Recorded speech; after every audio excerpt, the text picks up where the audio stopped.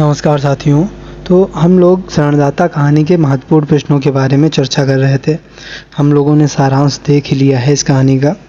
तो आइए इसका जो अब आज प्रश्न है, शरणदाता कहानी के आधार पर अज्ञेय की कहानी कला का महत्व बताइए। आइए इसको देखते हैं। सच्चिदानंद हीरानंद वात्स्यायन अज्ञेय जी प्रगतिवादी एवं प्रयोगवादी युग के उन्नायक हैं। अज्ञेय जी की कहानी प्रेमचंद, जयशंकर प्रसाद, यशपाल, जैनेन्द्र, शरद चंद्र जैसे कथाकारों की अष्टछाप तो है ही, साथ ही साथ वे छायावाद, प्रगतिवाद, प्रयोगवाद के प्रभाव से भी ओतप्रोत हैं।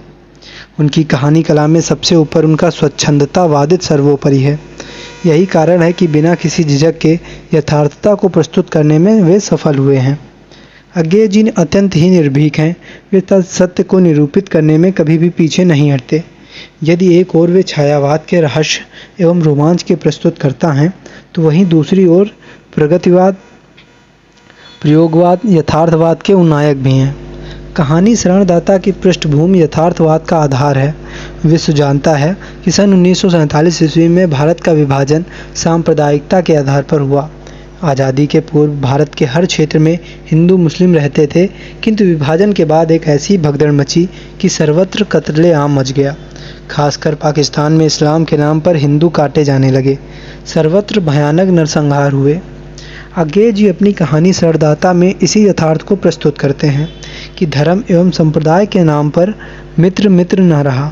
जैसा कि शरणदाता का नायक चीत्कार कर कहता है, एक ने कहा हम जोर कर रखेंगे और रक्षा करेंगे, पर घर से निकाल दिया। दूसरे ने आश्रय दिया और विष दिया। यह उस काल की यथार्थता थी, सत्यता थी। ठीक है, जो उस समय ऐसा ही हो रहा था, उसी का प्रतिपादन इस कहानी में अज्ञेय जी ने किया है। अज्ञेय जी ने जिस यातना एवं यंत्रणा का सजीव चित्रण किया है, वह कहीं से भी अतिशयोक्तिपूर्ण नहीं लगता। अज्ञेय जी एक मनोवैज्ञानिक कथाकार थे। उन्होंने मन में छिपे उद्गारों, भावनाओं, संदेश, संवेग की दशाओं का जीता जागता चित्रण किया है। शरणदाता एक विश्वास की कहानी है, किंतु सर्वत्र अविश्वास ही अविश्वास है। रफ़ीकुद्दीन एक मित्र हैं, किंतु इस्लाम के नाम पर वह काफिर नहीं हो सकता।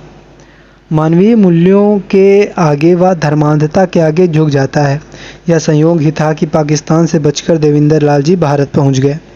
अतः अज्ञेय जी की कहानियों में प्रेमचंद का आदर्शवाद, जयशंकर जी का छायावाद, जैनेन्द्र का मनोविज्ञान, यशपाल का तर्कवाद के साथ साथ अपना प्रयोगवाद, यथार्थवाद एक साथ मिलकर नए कहानी की सृजन करता है। अज्ञेय की कहानियों में भाव पक्ष में भी जो अनुसंधान एवं नव सृजन हुए, उससे अधिक उनके कला पक्ष में भी विस्तार हुआ। उनकी भाषा एवं शैली दोनों ही क्रांतिकारी आच्छादन से आच्छादित हैं। एकमात्र कहानी शरणदाता के ही भाषा एवं शैली के बारे में विचार करें तो उनके उच्चता को देखा, परखा एवं जाना जा सकता है। कहीं सूत्रात्मक शैली है तो कहीं विस्तारात्मक, और कहीं वर्णात्मक शैली है तो कहीं भावनात्मक। फलतः अज्ञेय जी की कहानी कला आधुनिकता एवं परंपरा दोनों ही धारा से भरा पूरा है। शरणदाता कहानी में उनकी कहानी कला का समग्र रूप देखने को मिलता है। ठीक है, तो ये आपका प्रश्न कंप्लीट हो जाएगा। कहानी कला, अज्ञेय जी की कहानी कला। तो अब जो प्रश्न है, शरणदाता कहानी की प्रासंगिकता पर विचार कीजिए। इसको हम लोग नेक्स्ट वीडियो में देखेंगे। धन्यवाद।